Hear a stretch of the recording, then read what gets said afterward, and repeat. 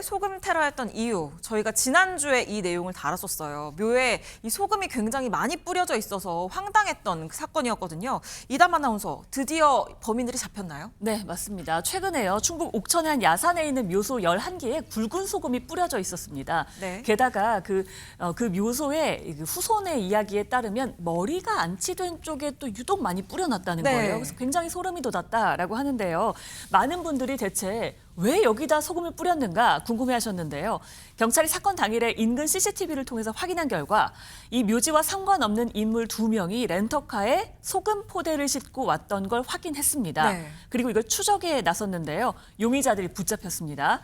이런 소금 테러를 주도한 게 먼저 60대였는데요.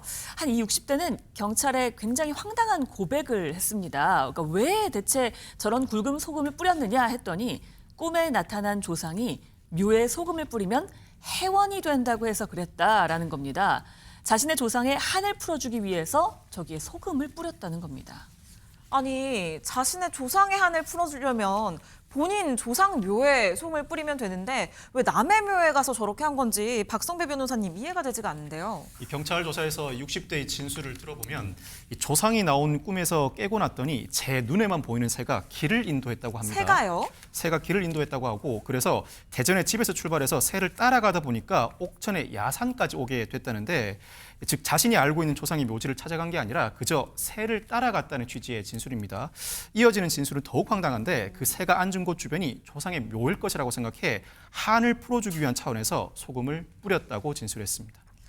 아니, 조상의 묘일 것 같았다니 본인 조상의 묘가 어디 있는지도 모르고 저렇게 소금을 뿌리러 나섰다는 거잖아요. 전희연 평론가님, 도대체 이게 뭐 기명기구 아니면 아니고 이런 되도 않는 그런 마음이었던 것 같아요. 근데 이게 사실 우리나라 문화에서 조상님 묘라는 것은 상당히 상징적인 의미가 있고요. 우리나라가 왜 벌초 문화가 있을 정도로 조상님 묘 주변을 깨끗하게 관리하고 있는 걸 굉장히 중요하게 여깁니다. 그래서 이 조상님의 묘를 관리하고 있던 유족들이라든가 후손들 입장에서는 정말 이거는 테러다 이런 말이 나올 만하죠.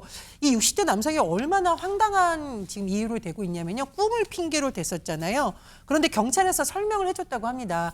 이 소금이 뿌려진 묘 중에서 네. 당신 조상의 묘는 없어요라고 하니까 그제서야 아유 나는 그 새가 앉은 곳 주변이 우리 조상님 묘인 줄 알았어요. 죄송하다라고 하는데 글쎄요. 이게 쉽게 받아들일 수 있는 변명인지는 참 의문이 가는 대목입니다.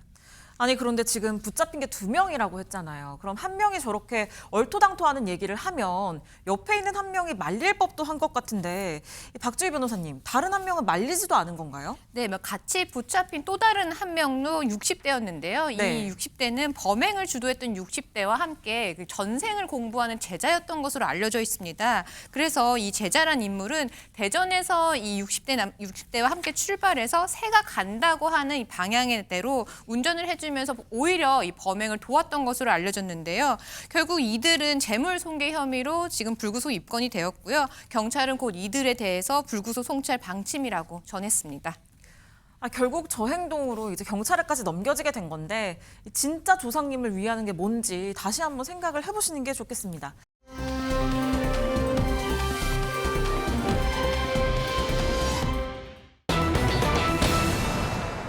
네, 할머니가 얼마나 열정적인 사랑을 하셨길래 내 사랑을 막지 말라고 하는 건지 이담 아나운서 어떤 내용인가요? 네, 뭐 할머니께서 사랑을 하신다면 그 사랑을 막을 이유는 없잖아요. 그러니까요. 그게 진짜 사랑이라면 정말 응원을 해드려야죠. 근데 이 사랑은요, 정말 뭐 저희가 그런 얘기 하잖아요. 도시락 싸들고 다니면서 말려야 된다. 네. 그런 사랑이었습니다. 어떤 사랑이었는지 할머니께 무슨 일이 있었던 건지 영상으로 먼저 확인해 보시겠습니다.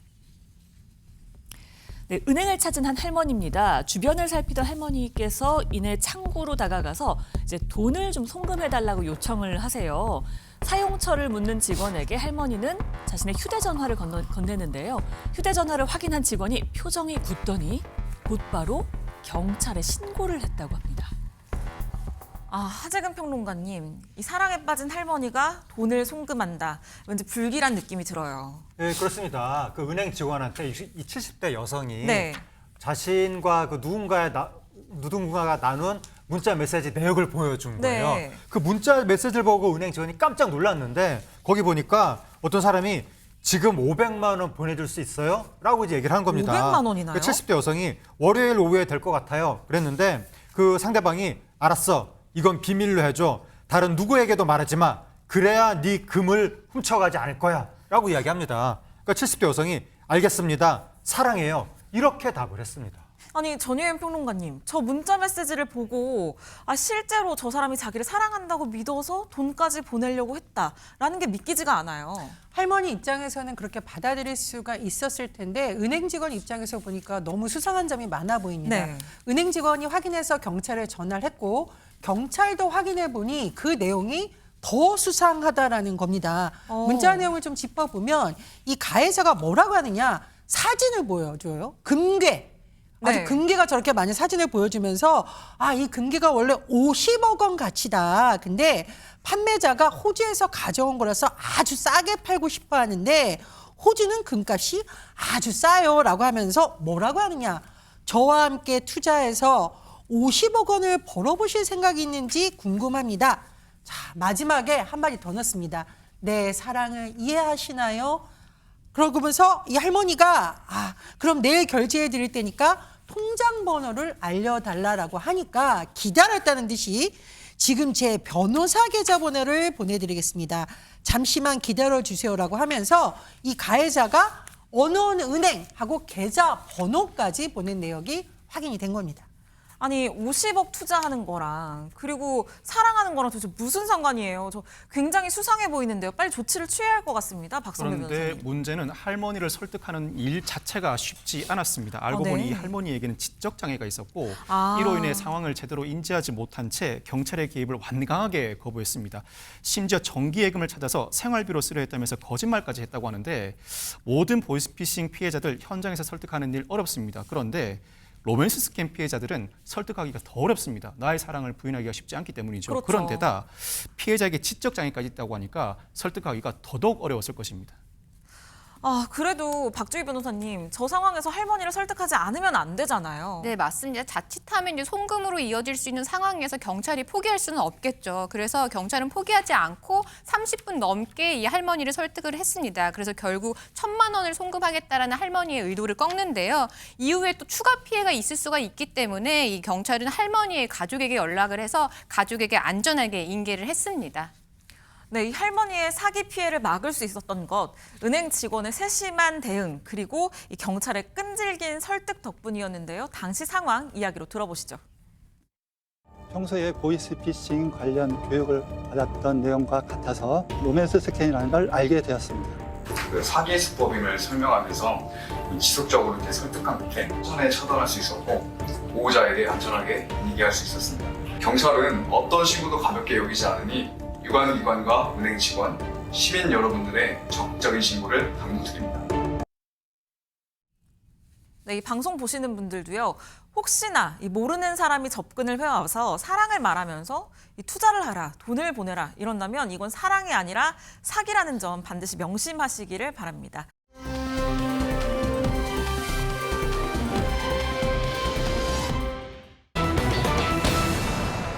80m 풍력 발전기가 쓰러졌다고요. 저희가 보는 그 풍력 발전기가 쓰러졌다는 거잖아요. 이담 아나운서. 맞습니다. 정말 대형 사고였습니다. 네. 이게 경북 영덕에서요. 어제 대형 사고가 일어났습니다. 80m짜리 이 풍력 발전기가요. 그냥 그대로 쓰러지면서 도로를 덮친 건데요. 정말 아찔했습니다. 영상 확인해 보시죠. 한 차량이 전화를 받으려고 잠시 멈춰선 사이에 갑자기 앞에 있던 발전기 몸통이 휘기 시작하죠. 그러더니 기둥 중간이 완전히 꺾이면서 상부 구조물과 날개 그대로 붕괴가 됩니다. 도로 위로요. 잔해 수십 톤이 쏟아졌습니다. 만약 이 차를 멈추지 않았다면 잔해에 깔릴 수도 있었던 정말 아찔한 순간이었습니다.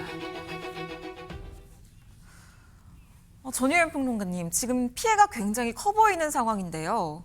그렇습니다. 이 풍력 발전기 80m 높이면 실제로 보시면 굉장히 큽니다. 네. 이게 쓰러지면서 사고가 난 건데요. 그나마 다행인 거는 사고가 날 당시에 지나가던 차량이 있었지만 인명 피해가 발생하지 않았다는 겁니다. 그런데 이제 파편이 주변으로 많이 튀었는데요. 인근의 구조물 일부가 파손되고 또 주변에 있던 게스트하우스 울타리 일부가 파손됐다라고 합니다. 요즘 풍력 발전에 대한 관심이 높아지고 있는데 네. 이 안전도 그에 못지 중요하다 이런 것을 보여주는 사례인 것으로 보입니다.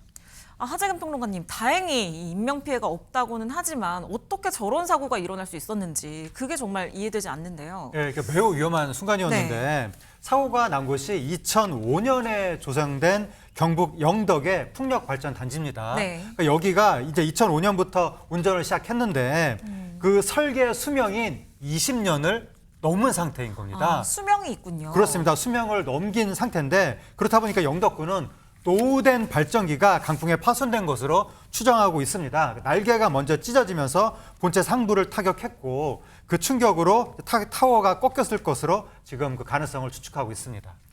박선배 변호사님, 지금 저 풍력 발전기의 이 수명이 20년이라고 하니까 이 노후화를 사고의 원인으로 봐야 하는 걸까요? 아직 단정 짓기는 어려울 것 같습니다. 경찰과 소방당국이 사고 원인을 조사 중인데 풍속과 구조적 결함의 연관성에 대해서는 아직 확답할 수 없다는 입장입니다. 그런데 문제는 사고 당시에 바람이 그리 강하지 않았다고 합니다. 네. 실제 풍속은 시공사 측 가동 중지 기준보다도 약했던 것으로 확인됐는데 더 자세한 조사가 필요할 것 같습니다. 한편 영덕군은 같은 사고가 다시 발생할 수 있는 만큼 단지 내의 모든 풍력 발전기의 가동을 중단한 상황입니다. 박주희 변호사님, 만약에 이런 사고가 난 경우에 인명피해 혹은 재산피해로 인한 이 보상은 어디에 요청을 해야 되는지. 우리나라 민법에 이 공작물의 설치 관리상의 하자로 인해서 타인에게 손해를 끼친 경우에는 그 공작물을 점유하거나 아니면 공작물의 소유자에게 손해배상을 청구를 할 수가 있는데요. 말씀하신 것처럼 이번 발전기의 이런 파손으로 인해서 만약에 누군가가 다치거나 아니면 재산상 손해를 입었다라고 하면은 실제 이 발전소를 대상으로 손해배상 청구를 할 수가 있을 것 같습니다. 근데 다만 아직 사고 원인이 명확하게 밝혀지지는 않았는데요. 이 관리상 미흡한 부분이 있었는지 어떤 과실이 있었는지 이런 부분까지 밝혀져야 될 것으로 보입니다. 네, 지금 저곳 외에도 국내에 700여 대 이상의 풍력 발전기가 설치가 되어 있다고 하는데 유사한 사고를 막기 위해서라도 반드시 정확한 원인 규명이 이루어져야 할 것 같습니다.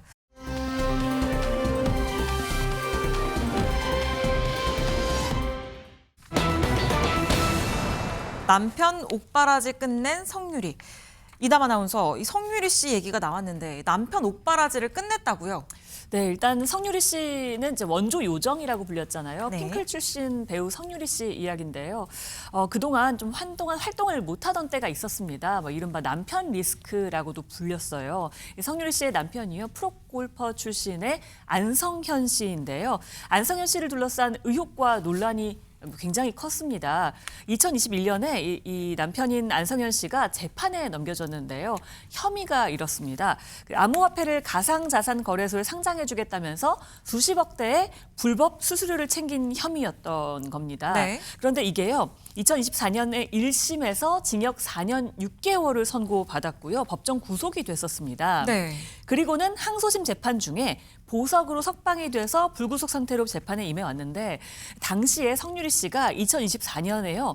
우리 가정이 겪고 있는 억울하고 또 힘든 일에 대한 진실이 밝혀지기를 간절히 기도한다라면서 억울하다라는 걸 호소하는 글을 SNS에 또 올리기도 했었습니다. 네. 그런데 어제 열린 이 안성현 씨에 대한 항소심에서 1심에서의 징역형이 뒤집히고 무죄를 선고를 한 겁니다.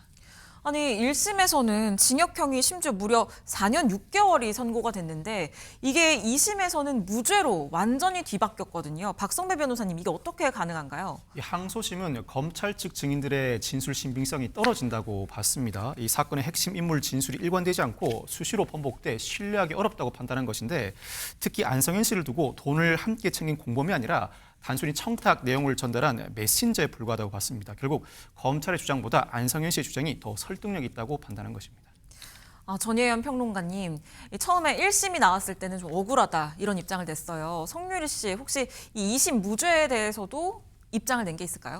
따로 입장을 낸 건 아직은 없습니다. 추후에 밝힐 수 있는 가능성이 있습니다만 추정컨대 한편으로는 2심에서 남편이 무죄 선고가 난 것에 대해서 기쁘기도 하지만 한편으로는 참 그동안 마음고생이 많았겠다. 그렇죠. 말 못할 속사정이 있었겠다. 이런 생각이 들기도 합니다. 사실 이제 연예인들이 특히 배우자가 어떤 이런 법적인 논란, 특히 기소가 돼서 재판까지 갈 경우에는 방송 활동에 상당히 타격을 많이 있습니다. 그렇죠. 이미지가 상당히 훼손되기 때문에 방송, 광고 여러 가지 측면에서 참 어려운 면이 많았을 텐데요. 다만 이 남편이 석방된 이후에 성유리 씨가 조심스럽게 또 일부 발송 활동을 재개하기도 했습니다. 네. 아마 홈쇼핑에서 성유리 씨 보셨던 분들 있을 것 같습니다. 뷰티 관련한 사업에도 한동안 성유리 씨가 굉장히 열심히 했었던 것으로 알려지고 있는데요. 그러나 성유리 씨가 연예인이기도 하지만 쌍둥이 딸의 엄마이기도 합니다. 네, 그렇죠. 2022년에 쌍둥이 딸이 태어났는데요. 그동안 남편이 법정 구속이 되었었다 보니 성유리 씨 혼자서 육아를 담당했다고 하거든요. 예능 프로그램에 나와서 아이들 자랑을 하면서도 또 육아를 하거나 출산 후에 어려웠던 점을 털어놓기도 했는데요. 그 내용을 보면 많은 분들이 와, 성유리 씨가 이 핑클에서 요정으로 불리면서 화려한 삶을 살았지만 결혼하고 아이 낳고 키우는 과정에서 마음고생이라던가 몸고생이 많았겠다 이런 생각이 드실 겁니다. 네. 성유리 씨가 말한 내용을 보니까 아기들을 낳고 80kg까지 살이 네. 쪘었다고 합니다. 다른 여자 연예인들을 봤더니 아기 낳고 날씬해지는 줄 알고 가만히 있으면 이 살이 빠지는 줄 알았는데 참 안 되더라 이렇게 상황을 털어놓기도 했습니다. 네, 저 비단 80kg까지 찐 저 부분만 힘들었던 건 아니겠죠. 쌍둥이 딸을 옥바라지를 하면서 홀로 키우고 또 방송 활동을 어렵게 이어가는 그 과정 자체가 굉장히 힘들었을 것 같은데요. 이 성유리 씨 이제는 좀 본격적으로 작품도 찍고 예전에는 드라마도 굉장히 많이 찍었었잖아요. 이제는 활발하게 좀 활동을 하는 모습을 볼 수가 있을까요? 하재근 평론가님. 예. 근데 남편이 1심 때는 수십억 챙겼다, 뭐 저기 구속이다 이렇게 나왔는데 2심 때는 수십억 안 챙겼다, 무죄다 이렇게 나오니까 너무 황당합니다. 어떻게 이렇게 그러니까요. 바뀔 수가 있는지. 근데 성유리 씨가 남편 1심 때 구속까지 되다 보니까 그 여파로 이제 활동에 지장이 생겼던 것인데 네. 이제 무죄 나왔잖아요. 네. 무죄 나왔으니까 당연히 이제는 활동을 해도 될 것 같고 그동안은 성유리 씨가 SNS에 뭔가 근황을 밝힐 때마다 네티즌들이 막 악플 쓰고 막 그랬었거든요. 남편 문제로. 근데 이제 이번에 지난달에 성유리 씨가 그 SNS에 또 근황을 올렸는데 그 모습이 어느 작품을 촬영한 듯한 모습이거든요. 네, 일상생활의 굉장히 모습은 아름답네요. 아닌 것 같습니다. 그래서 아마 곧 지금 그 작품으로 나오려고 하는 것이 아니냐 그런 추측이 나오는 가운데 저 모습에 핑클 멤버들이 댓글을 달았는데 이진 씨는 아름답구려, 옥전 씨는 공주님 이렇게 또 댓글을 달았습니다. 네, 몇십 년째 이어지는 우애가 돋보이는 것 같기도 한데요. 물론 1심, 2심 판결이 엇갈렸으니까 좀 사법부의 최종 판단은 기다려봐야 될 것 같은 면도 있는데 앞으로 성유리 씨 그래도 방송 활동으로 더 많이 만나볼 수 있을 것 같습니다.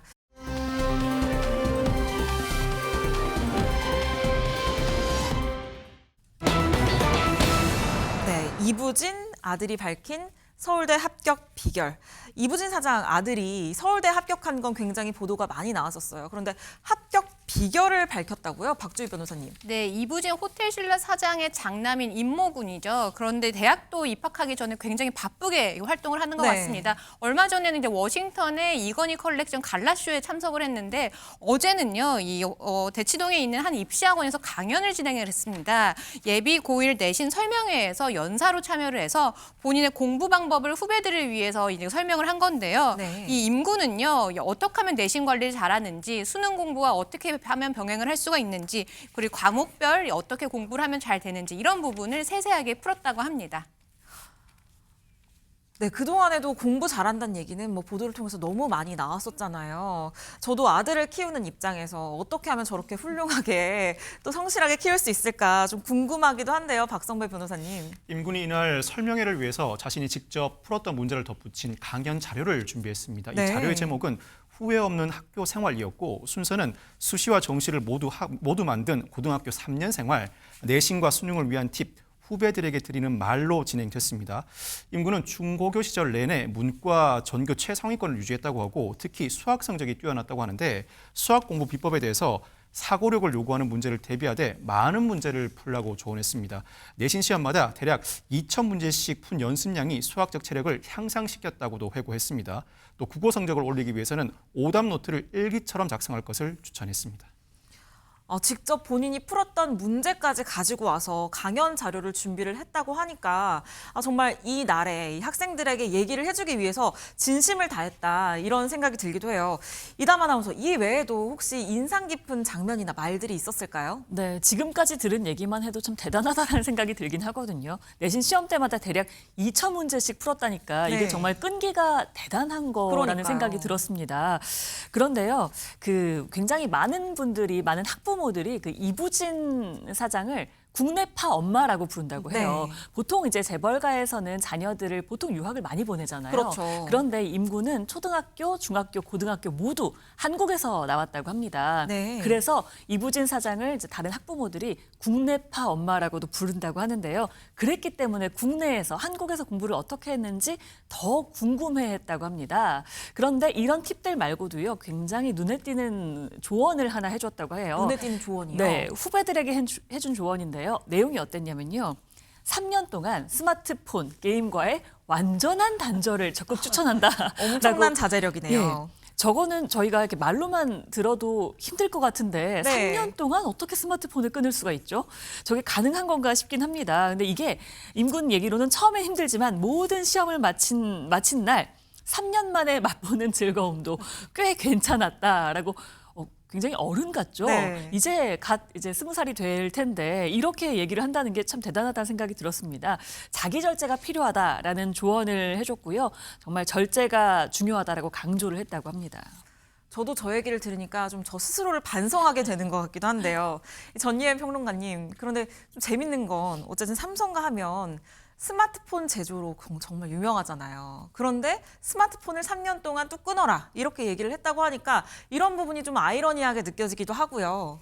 근데 저는 임모근의 이 발언을 듣고 임모근의 외삼촌인 이재용 삼성전자 회장이 어떤 표정을 지었을까? 네. 아마 이 말을 탁 치면서 그냥 웃지 않았을까 싶습니다. 왜냐하면 우리나라에서 이 3년, 고등학교 3학년 시절이 굉장히 중요한데 그렇죠. 많은 학생들이 잠은 못 자면서도 스마트폰을 손에서 놓지 않고 하루 종일 유튜브 보고 게임하고 이런 게 상당히 사실 문제거리로 지적이 되고 그러니까요. 있거든요. 오죽하면 엄마들이 차라리 잠을 자라라고 네. 얘기를 한다라고 해요. 그래서 아마 이 말은 영원히 스마트폰 쓰지 말라라가 아니라 3년이라고 강조하고 있거든요. 아마 공부할 때는 스마트폰을 좀 손에 놓고 공부에 집중을 하고 입시 끝난 다음에 하면 더 재밌을 수 있다. 이런 말을 약간 은유적으로 재미있게 위트 있게 한 것으로 보입니다. 네, 이부진 사장이 뿐만 아니라 우리나라의 맹모 삼천지교라고 하잖아요. 저 입시를 위해서 이사까지 이 고등학교 기간 동안에 했던 걸로 알고 있거든요. 그런 엄마의 정성을 알기 때문에 거기에 더 보답하기 위해서 더 절제하는 삶을 살았던 게 아닌가 이런 생각이 들기도 하고요. 박주희 변호사님, 현장에서 직접 저 얘기를 들었던 이 후배들의 마음도 좀 궁금한데요. 네, 이날 설명회에 참석했던 학부모는요, 이러한 후기를 남겼습니다. 자료 준비도 철저하게 한 것 보니까 학교 생활을 성실하게 한 학생인 걸 느꼈다. 그동안 참석했던 설명회 중에서 가장 도움이 됐다라고 했는데요. 단순히 재력에 기대서 성적을 낸 학생이 아니라는 건 알 수 있었다라고 해서 굉장히 진정성 있게 강연을 했던 것으로 보입니다. 네, 하재근 평론가님, 지금 임군이 이 서울대에 입학을 하게 된다면 서울대 동양사학과 87학번이죠. 삼촌인 이재용 삼성전자 회장의 후배가 되는 거예요. 서울대 후배가 되는 건데 이 부분도 좀 감회가 남다를 것 같기도 합니다. 그렇습니다. 이재용 삼성전자 회장의 학교 후배가 네. 되는 것인데 그 이건희 회장 때부터 그 좀 이렇게 서울대학교에 그렇죠. 보내고 싶은 마음이 상당히 컸었다고 합니다. 네네. 그래서 이재용 회장이 당시에 그 입시 보고 서울대에 합격됐을 때 이건희 회장이 굉장히 좋아했었다는 이야기가 있었는데 이번에 말하자면 이건희 회장의 손자가 된 서울대에 입학하게 된 그렇죠. 상황인 거잖아요. 아마 이건희 회장도 굉장히 좋아할 것 같고 많은 분들이 일부 분들이 부러워하실 수 있는 그러한 에피소드인 것 같습니다. 그동안 똑부러지다라는 보도는 굉장히 여러 차례 나와서 전에는 들었지만 이렇게 직접 후배들한테 얘기를 한 모습을 보니까 이게 괜히 유명했던 건 아니다. 괜히 화제가 됐던 건 아니다라는 생각이 듭니다.